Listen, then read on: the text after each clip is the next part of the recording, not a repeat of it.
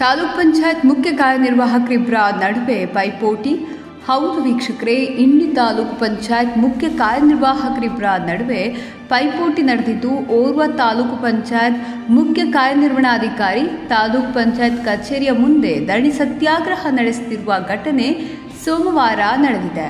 ಪ್ರತಿಭಟನೆ ನಡೆಸುತ್ತಿರುವ ಇವ ಗುರುಶಾಂತಪ್ಪ ಬೆಳ್ಳುಂಡಗಿ ಅವರು ಜುಲೈ 29ರಂದು ದಕ್ಷಿಣ ಕನ್ನಡ ಜಿಲ್ಲೆಯ ಮುಲ್ಕಿ ತಾಲೂಕು ಪಂಚಾಯಿತಿಯಿಂದ ವಿಜಯಪುರ ಜಿಲ್ಲೆಯ ಇಂಡಿ ತಾಲೂಕು ಪಂಚಾಯತ್ಗೆ ವರ್ಗಾವಣೆಗೊಂಡು ಅಧಿಕಾರ ಸ್ವೀಕರಿಸಿದರು. ಮತ್ತೆ ಸರ್ಕಾರ ಅವರನ್ನು ಕೊಡಗು ಜಿಲ್ಲೆಯ ಮಡಿಕೇರಿ ತಾಲೂಕು ಪಂಚಾಯತ್ ಕಾರ್ಯಾಲಯಕ್ಕೆ ವರ್ಗಾವಣೆಗೊಳಿಸಿ ಆದೇಶ ಹೊರಡಿಸಿದೆ. ನಾನು ಅಧಿಕಾರ ಸ್ವೀಕರಿಸಿ ಕೇವಲ 1 ವಾರ ಕಳೆದಿದೆ. ಆದರೆ ಒಂದೇ ವಾರದಲ್ಲಿ ಮತ್ತೆ ವರ್ಗಾವಣೆ ಹೇಗೆ ಸಾಧ್ಯ? ಜುಲೈ 29ರವರೆಗೆ ಸರ್ಕಾರ ವರ್ಗಾವಣೆಗೆ ದಿನಾಂಕ ನಿಗದಿಗೊಳಿಸಿತ್ತು. ಆದರೂ ಸಹ ಜುಲೈ 31ರಂದು ಆದೇಶ ಹೊರಡಿಸಿ ಇಂಡಿ ತಾಲೂಕ್ ಪಂಚಾಯತ್ ಕಚೇರಿಗೆ ಬಾಬುರಾವ್ ರಾಠೋಡ್ ಅವರನ್ನು ಹೆಚ್ಚುವರಿಯಾಗಿ ನಿಯುಕ್ತಿಗೊಳಿಸಿರುವುದು ಎಷ್ಟು ಸರಿ ಎಂದು ಗುರುಶಾಂತಪ್ಪ ಬೆಳ್ಳುಂಡಗಿ ಪ್ರಶ್ನಿಸಿದ್ದಾರೆ. ಈ ಕುರಿತು ಕಚೇರಿ ಮುಂದೆ ಧರಣಿ ನಡೆಸುತ್ತಿರುವ ಅವರು, ಸರ್ಕಾರ ನನ್ನನ್ನು ಏಕೆ ಕಡೆಗಣಿಸುತ್ತಿದೆ? ನಾನೊಬ್ಬ ನಿವೃತ್ತ ಸೈನಿಕನಾಗಿದ್ದರೂ ಸಹ ನನಗೆ ಯಾವುದೇ ಗೌರವ ನೀಡದೆ ಏಕಾಏಕಿ ಬೇರೆ ಬೇರೆ ಕಡೆ ವರ್ಗಾವಣೆ ಮಾಡ್ತಿರುವುದು ಎಷ್ಟು ಸರಿ? ನಾನು ಧರಣಿ ಕುಳಿತ ಸ್ಥಳಕ್ಕೆ ಯಾರೂ ಬಂದಿಲ್ಲ. ನಾನು ಸತ್ತ ಮೇಲೆ ನನ್ನ ಮಕ್ಕಳಿಗೆ 5 ಲಕ್ಷ ಪರಿಹಾರ ಕೊಡಲು ಬರ್ತಾರೆ. ಆಗ ನನಗೆ ಒಂದು ಸಾಂತ್ವನ ಹೇಳಲು ಸಾಧ್ಯವೆಂದು ದುಃಖಭರಿತರಾಗಿ ಮಾಧ್ಯಮದವರ ಮುಂದೆ ಅಳಲು ತೋಡ್ಕೊಂಡಿದ್ದಾರೆ.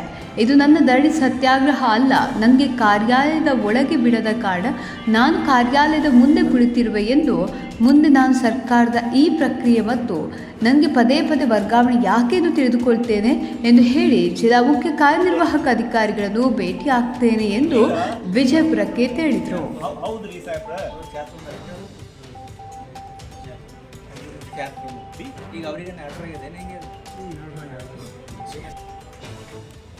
ನಿಮ್ಗೆ ಹೇಳ್ತೀನಿ ರೀ, ನಿಮ್ಗೆ ಯಾವುದೇ ನೌಕರಿಗೆ ಹೇಳ್ತೀನಿ, ನಿಮ್ಗೆಲ್ಲರಿಗೂ ಉಡುಪಿ ಮಂಗಳೂರ ಅಲ್ಲಿಗೆ ಹಾಕ್ತದ, ನಿಮಗೆ ತೊಂದರೆ ಆಗ್ತದೆ ಇಲ್ಲೋ, ನಿಮ್ಮ 4 ತಿಂಗಳು ನಮಗೆ ಟ್ರಾನ್ಸ್ಫರ್ ಮಾಡೋದು, ನಿಮ್ಮ ಮಕ್ಕಳು ಎಲ್ಲಿ ಓದಬೇಕು, ನಿಮ್ದು ಗ್ಯಾಸ್ ಕನೆಕ್ಷನ್ ಎಲ್ಲಿ ಕೊಡ್ತೀರಿ, TV ಎಲ್ಲಿ ಫಿಕ್ಸ್ ಮಾಡ್ತೀರಿ, ನಿಮಗೆ ಖರ್ಚು ಏನು?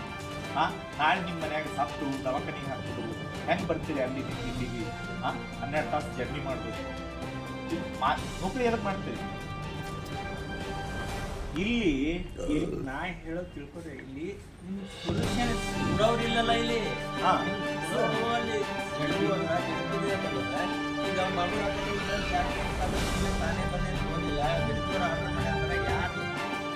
ಅದೇ ನಾವು ತಿಳ್ಕೊಬೇಕಾಗಿದೆ. ಕಟ್ಟಪ್ಪ ಅಂತ ಬಾಹುಬಲಿ ಕ್ವಶನ್ ಹೇಳಬೇಕು.